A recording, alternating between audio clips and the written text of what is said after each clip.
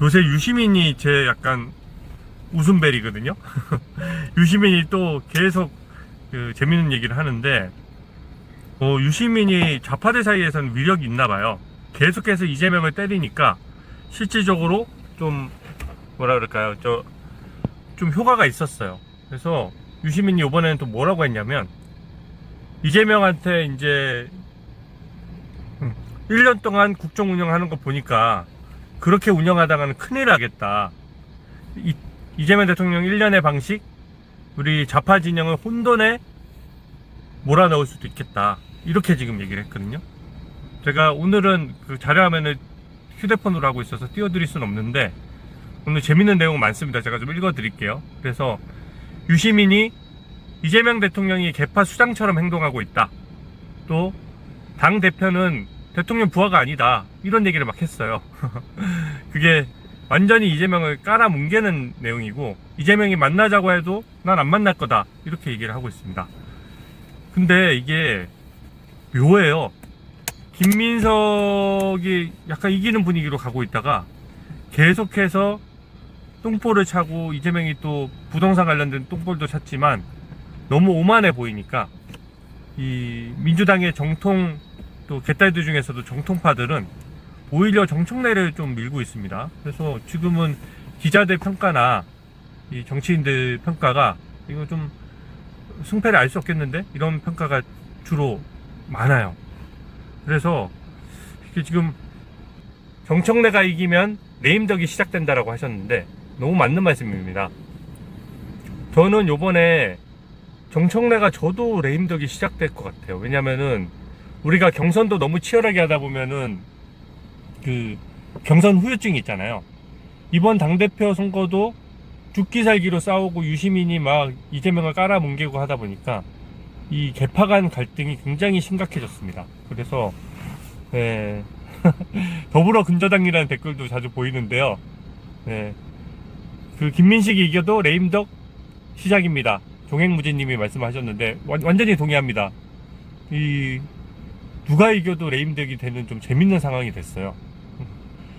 그 유인태라고 그 민주당의 그 고문 비슷한 분이 계신데, 유시민 눈빛이 이상해졌다 이렇게 하면서 병이 깊어졌다고 하면서 서로 독설을 퍼붓거든요.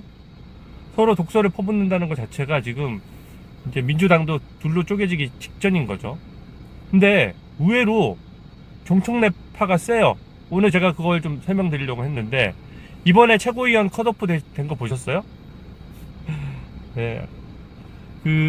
특히 컷오프 된 것 중에 여러분들 정민철 질질 짜다가 떨어진 거 되게 통쾌하시던데, 야, 정민철도 민주당 가는 사람들은 다 그런가 되게 젊은 친구인데, 이 사이버 불링 하면서 올공에 있는 사람들을 악마화한다고까지 얘기했던 사람이잖아요. 근데 막 돈 없어서 기탁금도 못 낼 것처럼 막 질질 짜가지고 이재명까지 나서가지고 막 정청래를 밀었잖아요. 기탁금 낮춰줘라. 사실상 정민철을 뽑아줘라, 이런 뜻이었거든요. 정민철을. 근데 결과적으로 어떻게 됐습니까? 정민철이 뚝 떨어진 거예요. 그리고 테슬라를 정민철이 타고 다니면서, 갖고 다니면서, 테슬라 소유자면은 그래도 자산이 있는 거잖아요. 테슬라를 팔아서 기탁금 내면 되지. 진짜 어이가 없더라고요. 그래서 근데 그 친명계는 다 탈락을 했어요. 정민철도 탈락했고, 이재명이 찍으면은 무조건 탈락하는 시스템이에요. 정원호도 이재명 픽인데 떨어졌잖아요. 그리고 경기도지사 후보할 때도 한준호를 엄청나게 밀었는데 또 떨어졌잖아요. 근데 요번에 정청래랑 같이 했던 이성윤, 최민희, 그리고 한준호? 한민호 3명은 친천계는 최고위원이 다 통과됐는데, 정민철하고 이건태는 떨어진 거예요. 정민철하고 이건태. 친천계가 이성윤, 한민수, 최민입니다. 제가 좀 잠깐 이름이 헷갈렸어요. 워낙 존재감이 없는 사람들이라. 이성윤, 한민수, 최민희. 최민희는 어느새 정청래에 완전히 선봉장이 돼가지고, 나 요새 이상하게 최민희도 응원하게 되네. 큰일 났습니다, 진짜로. 저도 최민희 안 보고 싶습니다. PMA님이 최민희 안 보고 싶다고 하셨는데 이재명 픽 하정우도 떨어졌죠. 정원호도 떨어졌죠. 또 이번에 정민철도 떨어졌죠. 그래서 제가 오늘 썸네일 제목을 마이너스의 손 이재명으로 뽑아봤습니다. 여러분 어떻게 생각합니까? 이재명이 찍었다 하면은 바로바로 떨어지는 거예요. 네. 저는 이재명이 저를 너무 싫어하니까 저는 대성할 것 같아요, 정치적으로. 아, 너무 웃겨가지고. 이재명이 싫어할수록 성공한다, 뭐 이런 공식이 있는 것 같아요. 네. 제니님이 명청 다 꼴보기 싫다고 하셨는데, 저도 당연히 꼴보기 싫습니다. 그래서, 마이너스 이재명. 아, 이재명 픽 김민석도 떨어질 것 같다라고 하셨는데, 오, 맞는 말씀입니다. 김민석님, 감사합니다. 제가 그 말을 하고 싶었어요. 이재명 픽은 다 떨어진다. 근데 최고위원이 이게 떨어진 거는 되게 커요. 이건태는 이재명 변호인 출신이잖아요? 근데 이재명 변호인 출신이라 완전히 친명계인데, 여기가 한동훈과 보안사건 폐지 토론회를 하겠다 그래서, 개딸들한테 엄청나게 욕을 얻어먹었어요. 왜 개딸들이 왜 한동훈 뭐 띄워줄 거 뭐 있냐, 왜 그 한동훈하고 그걸 가지고 저 보안수 사건 가지고 토론회를 하고 있냐라고 해서 엄청나게 욕을 얻어먹어서 꼬리 내리고 그거를 저 토론회를 취소했거든요. 근데 그 여파도 조금 있었을 텐데, 그 여파도 여파지만 좀 원래도 좀 인기가 없는 것 같아요. 아, 카메라가 좀 흔들린다고 하시는데, 이게 잠깐만요. 이게 뭔가 설정이, 죄송합니다. 저희가 전문 방송국이 아니다 보니까 좀 어설프더라도 죄송해요. 여기 잠깐만 여기 좀 잡아주세요. 네. 아, 이게 제가 셀카봉도 한 번도 안 써보다가, 셀카봉 저 요새 정청래 저 김민석 까고 뭐 이재명 까는 게 너무 신나가지고 막 들고 찍다 보니까 막 제가 좀 흥분한 모양입니다. 최고위원의 친청계, 그러니까 그 정청래파가 다 전원 생존한 거는요 굉장히 큰 거예요. 왜냐면은 정청래가 당대표가 안 돼도 김민석이 혹시 되더라도 엄청나게 견제를 할 수가 있고요.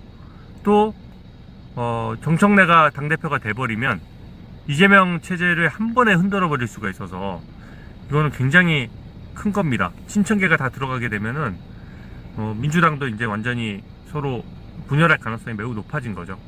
네. 최현수님이 방송 재밌어 하는 모습이 좋아 보인다고 했는데, 저도 진짜 라이브 방송을 할 거 그랬어요. 라이브 방송이 이 댓글 보는 재미가 너무 좋아가지고, 네. 그래서 오늘은 어쨌든 민주당의 분열상으로 좀 시작을 했습니다. 왜냐면 민주당이 좀 분열하면 우리가 선관위 특검법, 서버 까는 거, 이런 것들에 대해서 우리는 좀 세게 밀어붙이면서 민주당은 지리멸렬 할 수가 있거든요. 보안수사권에 대해서만 지금 전당대회가 있다 보니까 보안수사권은 강성 지지자들만 바라보고 이제 민주당에서도 계속 밀어붙이려고 하는데, 민주당 내부에서도 정상적인 사람이 몇 명은 있잖아요. 그 사람들이 엄청 걱정한다고 들었어요. 그래서 그렇고, 유시민이 이제 앞으로 말이 더 독해질 것 같아요. 왜냐면은 자기가 얘기한 대로 잘 풀리고 있잖아요. 자기가 막 이재명을 막 때렸는데 친명계가 막 날아갔어요, 최고위원으로. 그리고 야, 당의 주인은 당원이야, 이재명이 뭔데 지금 대통령이면 대통령이지 민주당이 이래라 저래라야 라고 하는 얘기가 먹힌 겁니다. 참 좀 어떻게 보면은 그 민주당 개딸들의 심리를 유시민은 좀 꿰뚫고 있는 것 같아요. 저렇게 말을 세게 해서 혹시 이재명 지지하는 사람들이 결집하는 거 아니야 라고 했는데, 오히려 반대로 이재명은 좀 약간 꾀갱하는 분위기고, 오히려 정청래 지지하는 대표적인 친청계나 또 기존의 친문계들이 좀 기지개를 펴는 모습입니다. 그리고 민주당 의원 단체 단톡방에서도요, 보안수사권 폐지 문제는 야, 이거 폐지하면 큰일 난다, 이거 막아달라, 이렇게 하는 내용들이 지금 올라오고 있다고 해요. 그러니까 민주당도 이제 좀 무서운 거죠. 이거 보안수사권 폐지했다가 나중에 문제 생기면 민주당이 중간에 정말 이거는 탄핵될 수도 있어요. 그리고 다음 총선에서 우리가 이기게 되면 특검 탄핵 이제는 하는데요. 지금 이재명 정부에서는 탄핵 사유가 넘쳐납니다. 안규백 완전히 뭐 좀 그 병역 관련돼서 타령했느냐고 묻고 있는데 엉뚱한 소리하고 엄마 타령하면서 그거 내놓지도 않잖아요. 병적 기록부도. 그리고 이재명이 전당대회에서 당무 개입한 것도 탄핵 사유 아닙니까, 여러분? 대장동 항소 포기했죠. 제가 그때 또 그 얘기도 했습니다. 이 개혁신당 정의한 후보가 그 테러 자작극 벌인 것을 경찰이 다 알면서도 지금 청와대는 보고 안 받았다고 딱 잡아떼고 있거든요. 이거 보고 받았으면 대통령으로서의 그 정치적 중립 의무 위반이기 때문에 이거는 딱 걸리는 거예요. 탄핵 사유가 한두 가지가 아니에요. 이제는 이재명이 전당대회에서 당무 개입하는 문제에 대해서 민주당 당원들이 글이 올라오고 있어요. 아, 이러다가 이재명도 탄핵되는 거 아니야? 자기들도 뭔가 뜨끔한 거죠. 도둑이 제발 저리는 격이잖아요. 네. 아, 소리 잘 들려서 다행입니다. 아, 죄송해요. 소리 안 들린다는 분은 네. 일단은 이 상태로 해볼게요. 네. 이재명 지지율 완전 폭락한 거 보셨어요? 나는 이재명 지지율이 아직도 50% 가까이 된다는 게 믿어지진 않는데, 이게 분야별로 지지율이 발표가 됐는데 엄청나게 평가가 안 좋아요. 그러니까 공직자 인사 잘못한다 41%, 잘한다 30%. 민주당도 강성 지지자가 한 25%에서 30%는 된다고 보거든요. 그러니까 공직자 인사 30%는 개딸들 외에는 잘못하고 있다고 보는 거예요. 이게 갤럽 조사 결과거든요. 공직자 인사는 당연히 잘못하죠. 안규백 안 잘라내죠. 정동영은 완전히 거의 북한의 장관인지 대한민국 장관인지 알 수가 없어요. 그리고 부동산이 이게 진짜 큰 부분인데, 부동산은 잘한다가 26%예요. 잘못한다는 46%입니다. 이건 뭐냐? 민주당의 정통적인 지지파 중에서도 집값이 오르니까 완전히, 그러니까 완전히 왜 우리가 대깨문이라고 했었잖아요. 대깨명. 대가리가 깨져도 무조건 이재명 찍는다라는 의미로 이제 대깨명 했었는데, 대깨명조차도 이거는 좀 심하다고 보는 거예요, 부동산. 요번에 토론회 하면서 너무 어이없게도 토론회에 나온 사람들 보셨어요? 뭐 광수 복덕방인가 하는 사람 있잖아요. 이광수?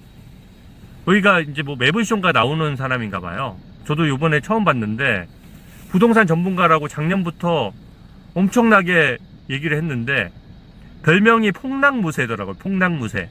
왜 폭락무새냐면요, 매번 문재인 정부 때도 그렇고 이재명 정부 때도 아, 이거 정책 먹힌다, 부동산이 폭락할 것이다, 빨리 부동산 팔아야 된다, 뭐 이렇게 해가지고 맨날 폭락한다고 하는데 매번 예측이 다 틀려. 아니, 부동산 전문가는 여러분 그 이강수라는 그 사람이 아니고 저예요. 왜 제 SNS 글 보십시오. 이대로 가면은 부동산 오를 수밖에 없다, 제발 좀 정책 바꿔라, 월세 오른다, 전세 실종된다, 엄청나게 걱정을 해놨거든요. 근데 그 말대로 그대로 됐어요.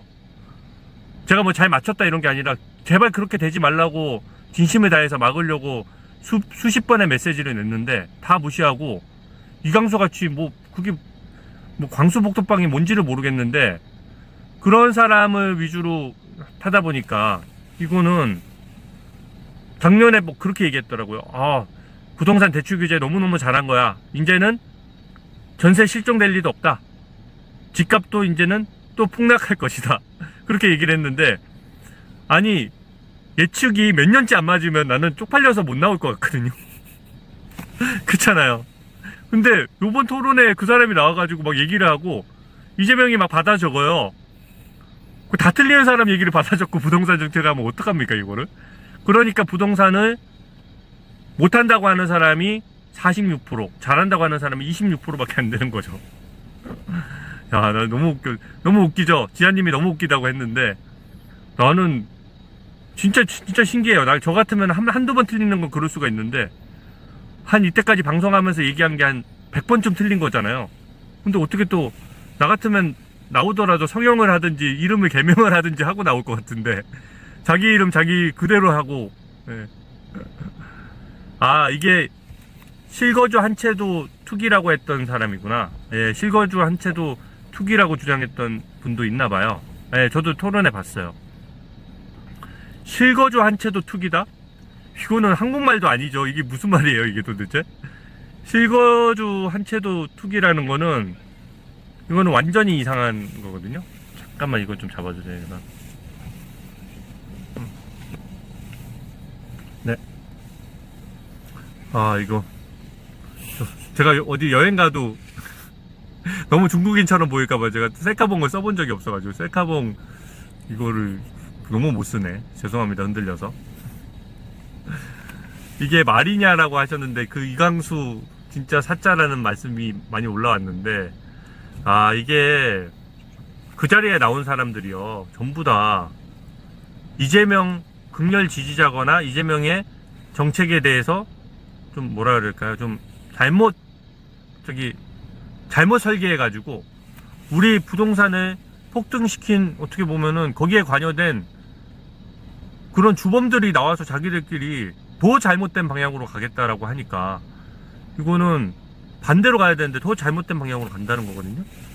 그리고 여러분, 놀랍게도 대북 정책에 있어서도 25%가 잘한다, 39%가 너무너무 못한다, 이거예요.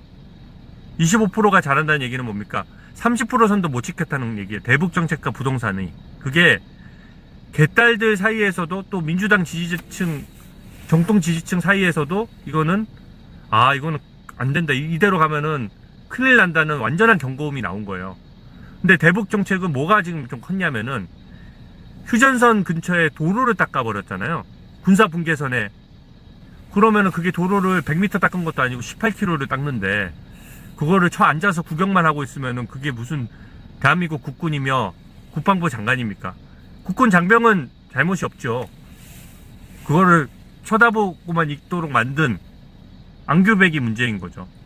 저는 안규백 나중에 그 병적 기록부 까지면은 거의 수사받아야 될 거라고 생각해요. 허위사실 유포가 너무 많잖아요.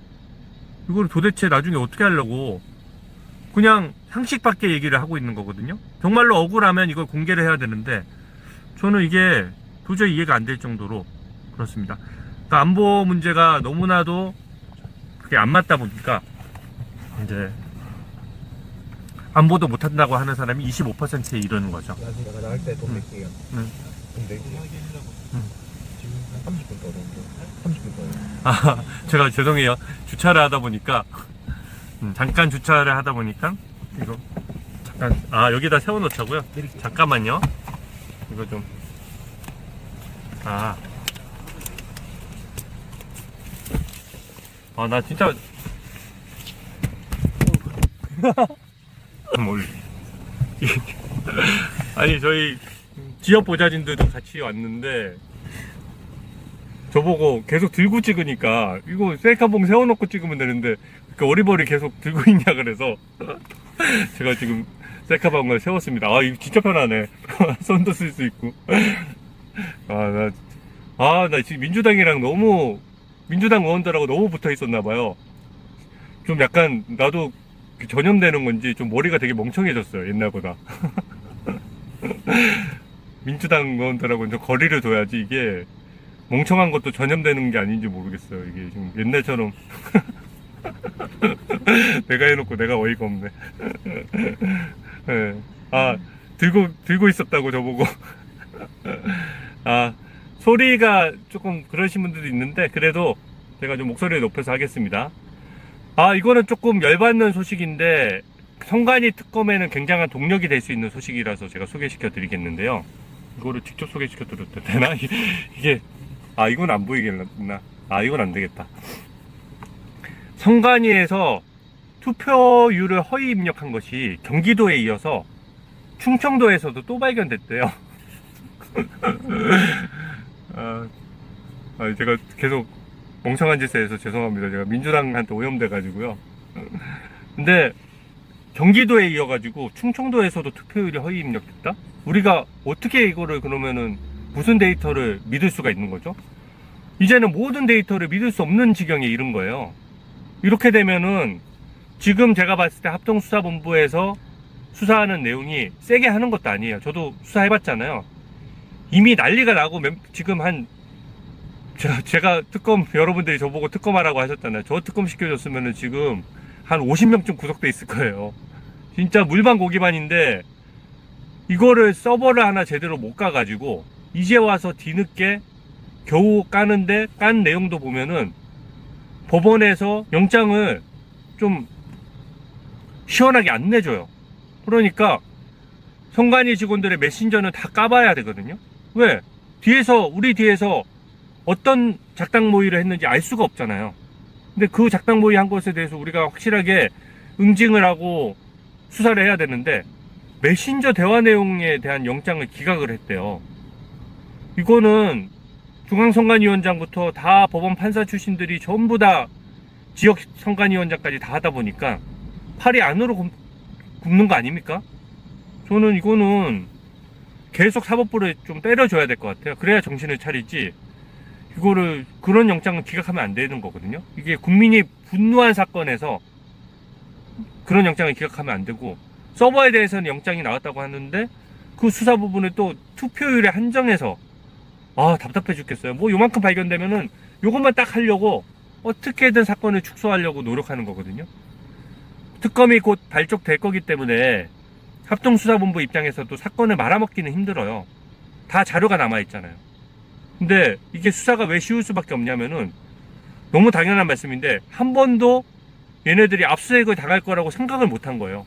그러니까 자기들끼리 만약에 투표율을 조작하려고 해도 여러분 그렇게 절대 범죄를 저질러서는 안 되지만 보통의 범죄자 같으면은 몰래 복도에 나가서 조용히 휴대전화로 야 이거 큰일 났다 투표율 좀 조작해야 되겠다 하고 은밀히 모의하기 때문에 이게 드러나지가 않거든요. 근데 얘네들은 대놓고 그냥 메신저로 그냥 범죄를 한 거예요. 이게 잠깐 또 흔들리네요. 네. 예. 저희가 이게 역시 운동이든 뭐든 장비빨이라고 하더니 방송도 장비빨이네. 이게 지금 되게 싸구려 그걸로 하다 보니까 죄송해요. 오늘 방송이 원활하지 못한데 제가 조금 사비를 들여서라도 방송 장비를 좀 확충을 하겠습니다. 근데 성관이 직원이 요번에 걸린 직원이 변명을 했는데 그 변명이 국민들의 분노를 샀습니다. 먹냐훈 님이 성관이 직원들 월급 전액 회수해야 된다라고 하셨는데 완전 동의합니다. 이 성관이 직원들이 정신 못 차린 게요. 이 투표를 실시간으로 1시간 간격으로 하는 거를 다 엉망진창으로 가짜 통계를 내놓고 이제 와서 하는 얘기가 최종 투표율만 맞으면 되는 거 아니냐? 그러면 성관이 직원이 정신 나간 해명 아니에요? 그러니까 너무 어이가 없으니까 민심에 기름 붓는 해명이라고 해서 언론에서도 엄청나게 비판하고 있습니다. 이게 뭐라 그럴까요? 이럴 거면은 성관이 직원도 마지막에 월급 한 번만 받아 먹으면 되는 거 아니냐? 그렇잖아요. 까야지 서버 까야지. 서버 까라는 얘기를 기존에도 많이 해왔었는데 오랫동안 이걸 외쳐오신 분들이 지금 어떻게 보면 되게 보람이 있으실 것 같아요. 그동안 얼마나 답답하셨을까 좀 싶은데 우리가 설마 한 게 좀 있었잖아요. 설마 성관이 직원도 대한민국 국민인데 서버까지 조작하고 설마 고의로 통계를 조작이야 했겠어? 라는 생각이 조금씩은 있었는데 이거는 좀 너무 심해요. 너무 심해. 그리고 범죄 제의식이 너무 범죄를 많이 저지르다 보니까 제의식이 희박한 거예요. 그러니까 수의계약도 97%를 수의계약으로 하잖아요. 그런 나라가 어디 있어요? 그런 기관이 어디 있습니까? 수의계약도 97%가 그렇게 하고 또 이번에 이 범죄 행위도 메신저로 태연하게 주고받은 거예요.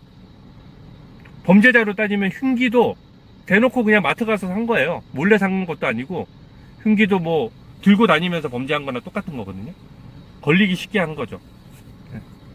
조금 흔들려서 이게 내가 고개를 막 움직이니까 저를 잘 잡아주려고 제가 조금씩 계속 초점을 맞추는 거구나. 이제 언론이 어떻게 보도를 하기 시작했냐면, 과연 이번 선거만 그랬겠느냐. 다른 선거도 여러분 당연히 통계도 조작하고 허위가 분명히 있었을 겁니다. 분명히 있었을 거예요. 여기 집단지성이 발동되니까 좋은데, 렌즈를 닦으면 괜찮다는 분이 있어가지고 제가 더 흔들리면 렌즈를 닦을게요. 네. 근데 그만큼 선관위가 썩어 있는 겁니다, 여러분. 그래서 여러분 같이 힘 합쳐서 이거 선관위 서버 까야 돼요. 선관위 서버를 까야지 우리가 이때까지 선거마다 무슨 일이 있었고, 그때 윤석열 정부에서 안타까운 것이 국정원에서 이 중앙선관위 서버를 뚫어봤더니 쉽게 뚫렸다는 거 아닙니까? 근데 중앙선관위는 막 변명을 해요. 그때 국정원에 많은 정보를 제공했기 때문에 다 열어주고 들어와봐 라고 했기 때문에 뚫린 거라고 했는데, 이러나 저러나 뚫리면 안 되는 거 아닙니까, 여러분? 여러분들, 이제는 우리가 기세를, 승기라고 하거든요. 승기를 잡았으니까 절대 지치지 마시고, 또 더 우리가 힘을 결집해가지고 이제는 카운터 펀치를 날릴 때가 됐다고 생각합니다. 카운터 펀치. 그리고 상대방이 워낙 허접해요. 대충 그냥, 왜 우리가 개싸움이라고 하잖아요. 그냥 주먹 막 휘둘러도 막 그냥 두들겨 맞을 상황이에요. 왜? 너무너무 잘못한 게 많으니까. 그렇지 않습니까? 뭐 정밀하게 때릴 필요도 없어요. 대충 눈 감고 때려도 여기저기 범죄 투성이고 부정 투성이기 때문에 저는 이거는 끝도 없이 적발될 거라고 생각합니다. 이 댓글에, 아니 선관위 비밀번호가 1, 2, 3, 4가 말이 되느냐 하셨는데, 이게 자기 집 대문이면은, 여러분 자기 집 대문도 1, 2, 3, 4로 해놓습니까? 네? 선관위 직원들도 너무하는 것이 자기 집 대문 비밀번호도 1, 2, 3, 4, 5, 6 이렇게 해요? 근데 서버 까라고 하면은 서버에 대단한 보안이 있는 것처럼 난리를 치면서 자기들은 비밀번호 쓸 때 1, 2, 3, 4 해버리잖아요. 그거는 말이 안 되는 거예요. 그걸로 게임 끝난 거예요. 자기들끼리 비밀번호 하면서 1, 2, 3, 4, 5 그렇게 쳐놓고, 이제 와서 뭐 선관위 서버에 대해서는 보안이 필요하다 어쩌다 그렇게 하는 건 말이 안 되는 거죠. 그리고 제가 어제도 똑같은 지적을 했는데, 뿌린 대로 거두는 겁니다. 그러니까 인생이 좀 묘한 거예요. 자기들이 뿌린 대로 거둘 수밖에 없다고 생각하는 것이, 이번에 종합특검 하면서 그냥 지난 정부 청와대 서버도 자기들은 막 갔잖아요. 아무리 중앙선관위 서버가 중요하다 한들 청와대 서버보다 더 중요하겠습니까? 청와대 서버는 막 가면서 왜 중앙선관위 서버가 뭔데 그걸 못 간다는 얘기예요? 그건 말이 안 되죠. 지치지 말라는 댓글이 많으신데, 저는 절대 지치는 스타일이 아니어가지고, 내가 워낙 성격도 좀 낙천적인데다가 제가 그 좀 뭐라 그럴까, 성격이 불리한 싸움을 막 역전승하는 거 이런 거 좀 좋아해요. 뭐 일부러 불리하게 만들 필요는 없는데, 그냥 계속 불리한 싸움을 이끌고 가다가 결정적일 때 뭐 하나 잡아서 카운터 펀치 빵 때려서 그 판을 뒤집는 거 되게 좋아하거든요.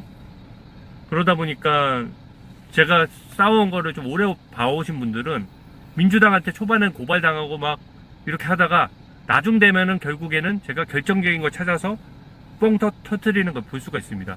그때 우리가 보수의 배신자 이해운이 우리 당협위원장하고 뻔히 구의원, 시의원들 막 공천하겠다고 깝죽거리다가 자기는 장관 자리 한번 해먹겠다고 글로 장관으로 넘어갔잖아요. 그때도 본인이 되게 뻔뻔하게 해가지고 제가 끝까지 계속 치고받고 싸우다가 마지막에 그 이해운이 보좌진한테 갑질한 그거를 밝혀내가지고 그 영상 목소리를 까는 바람에 완전히 이해운이 결국은 낙마를 했잖아요. 그리고 이해운도 자기 아들한테 부동산 그거 하면서 저 분양권 당첨되면서 결혼한 아들을 마치 자기와 같이 살고 있는 것처럼 해서 분양권 점수를 많이 따갔잖아요. 그러고 보면은 원래 좌파였거나 좌파로 넘어가는 사람들의 특성이, 배신하는 사람들의 특성이 그런 것 같아요. 그냥 자기만 아는 거죠. 자기만. 이기적인 거예요. 그러니까 자기 이권이 걸리면은 겉으로는 고고한 척 하다가 막 그 돈도 많은 사람이에요. 근데 그거 당첨되려고 그냥 아들 셋을 다 부양하는 것처럼 했는데, 요새 누가 장성에서 결혼한 장남을 같이 데리고 살았다는 게 말이 됩니까? 그런 식으로, 제가 또 요새 제가 살짝 제 자랑하는 게 요새 맛을 들여서 그런데, 저는 절대 지치지 않습니다. 제가 이혜원 날린 것도 좀 까먹으신 분들도 있는데, 이혜원만 날린 게 아니에요. 강선우 처음에 제가 의혹 제기해서 싸울 때도 강선우가 난리쳤어요. 결과적으로는 강선우 뇌물 그 부분 얼마 전에 송치가 안 된 부분은 있지만, 저는 강선우는 결국 상당한 중형이 선고될 걸로 보고 있거든요. 일부 뭐 경찰이 장난친 사건은 나중에 책임을 물으면 되는 거고, 결과적으로는 강선우, 장경태, 뭐 냉부에 JTBC 냉부에 거기 예능에 저기 뭐야 이재명이 출연한 것도 처음엔 출연한 거 딱 거짓말하고 있다가 저를 고발했잖아요. 뻔뻔하게 예능에 출연 안 한 듯이 하면서, 그런 뉘앙스죠. 저를 고발한다라고 하니까 모르는 사람들이 봤을 때는 예능 출연 안 했나 보다라고 생각했는데, 진짜 잔머리 잘 굴러가요 보면은. 근데 저는 약간 이재명식 잔머리 저한테는 안 통하죠. 거기 제가 지금 민주당 사람들이랑 계속 붙다 보니까 제가 좀 일시적으로 약간 멍청해지긴 했어도 그쪽하고 머리 싸움 하는데 제가 밀리진 않죠. 국정화제로 나라가 난리가 났는데 예능 출연하고 나서 그걸 감추려고 저를 고발했던 거 아닙니까?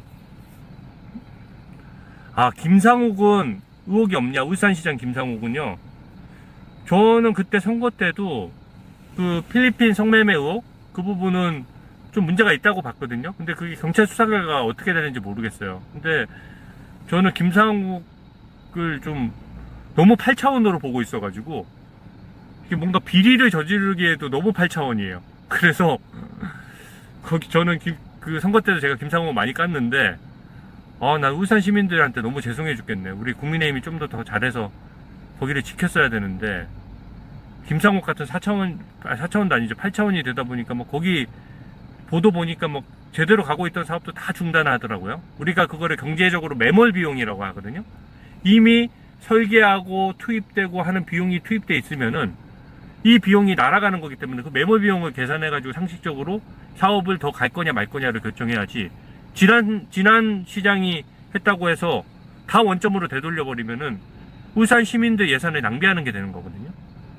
저는 그냥 김상욱은 8차원 같은 스타일이어가지고 엉뚱하잖아요 되게. 그래서 뭔가 범죄를 저지른다는 이미지보다 뭔가 사고를 많이 칠 것 같은 이미지인데, 어쨌든 필리핀 그 부분에 대해서는 허위사실 공표나 이런 걸로 아마 고발이 돼 있든지 했던 것 같아요. 제가 울산도 한번 챙겨볼게요.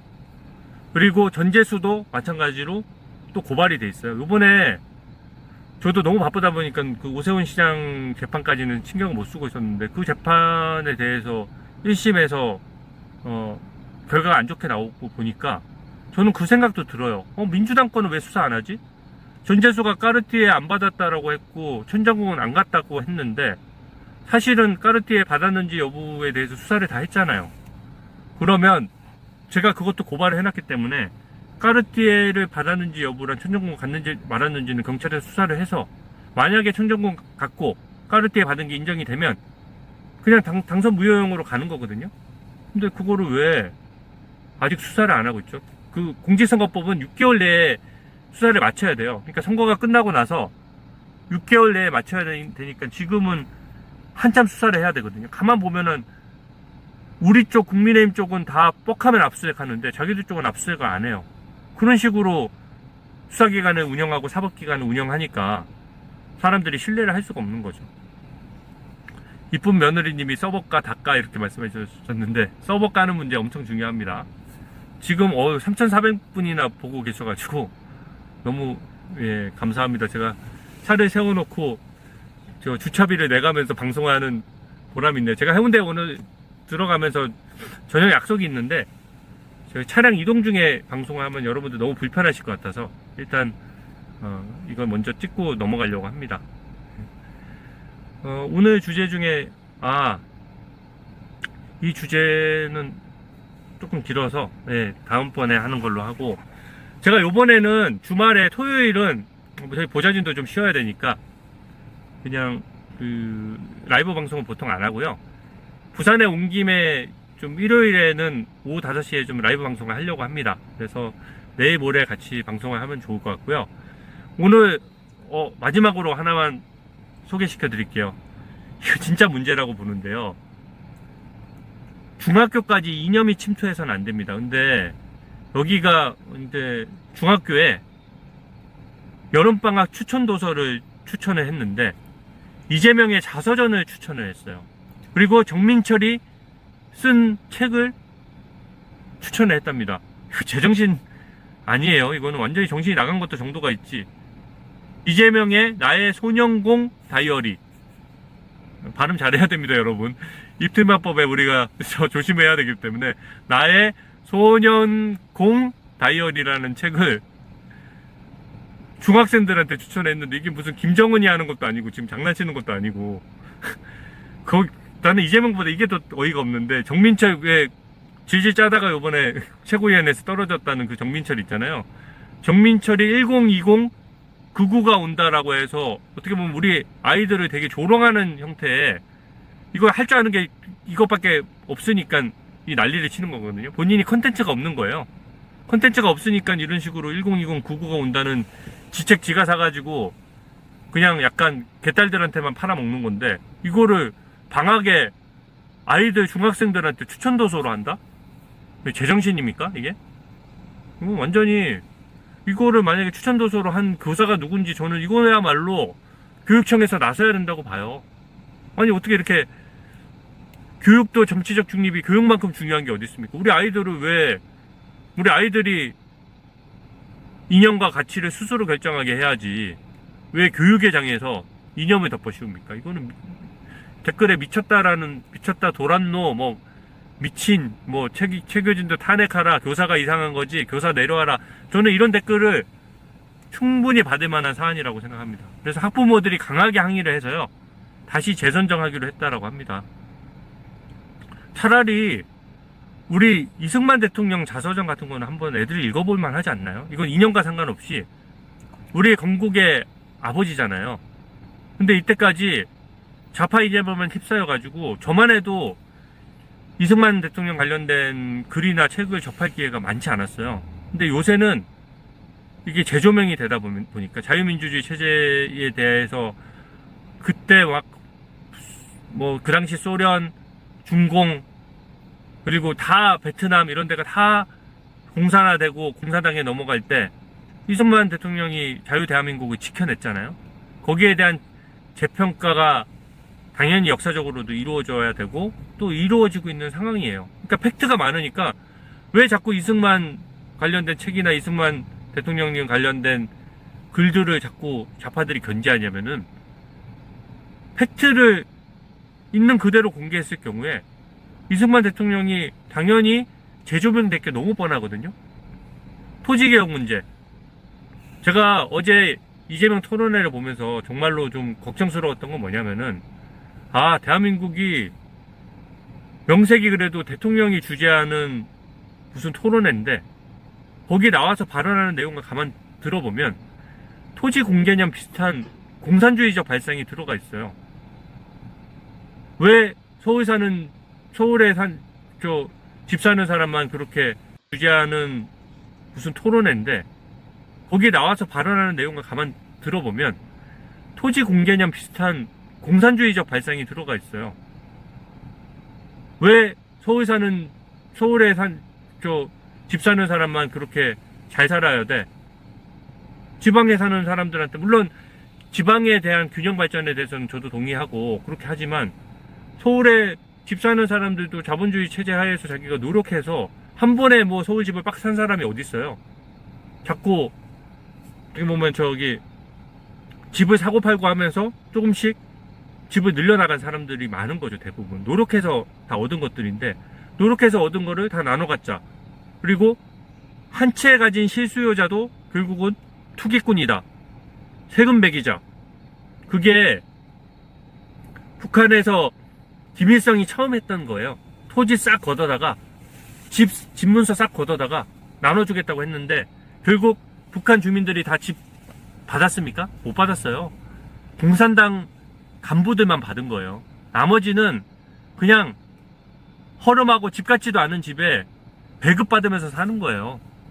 근데 그런 식의 발상이 여전히 어제 토론회에서 있다 보니까 저는 이게 점점 그렇게 되는구나 라고 했는데, 이승만 대통령이 얘기하다가 제가 좀 약간 샜는데요. 이승만 대통령님은 그 당시에 농지개혁을 통해 가지고 우리나라의 어떤 그 기틀을 잡은 거예요. 그리고 공산화를 막아냈고, 얼마나 불리한 싸움이었습니까? 저는 그 지도 보면은 되게 눈물 나던데요. 그냥 낙동강정선까지 밀려와 가지고 겨우겨우 몰아서 우리가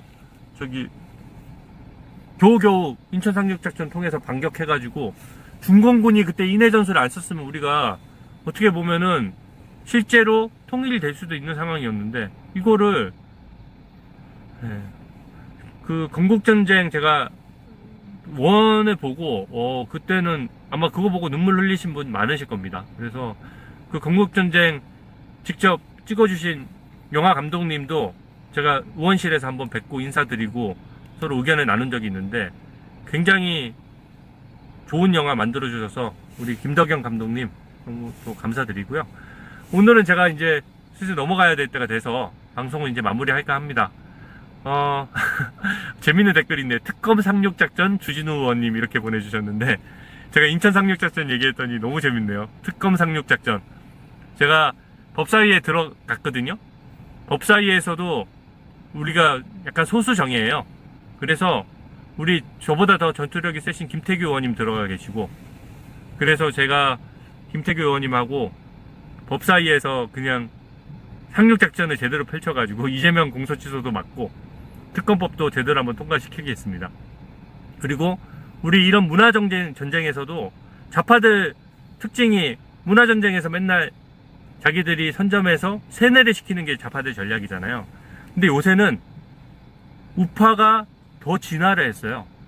그러니까 왜 그러냐, 2030 청년분들이 자유우파를 지켜주기 때문에 우리가 더 세련된 방법으로 문화전쟁에서도 저희는 밀리지 않아야 된다고 생각합니다. 그래서 문화전쟁도 우리가 반드시 승리해야 되고, 주진우 김태규 원투펀치 또 저 법사위에서 기대해 주시고요. 서영교 큰일 났네. 서영교 어제 얘기했잖아요. 서영교 위원장이 길에서 저 만나가지고 절대 들어오면 안 돼 라고 했는데, 이미 들어갔는데요 라고 했더니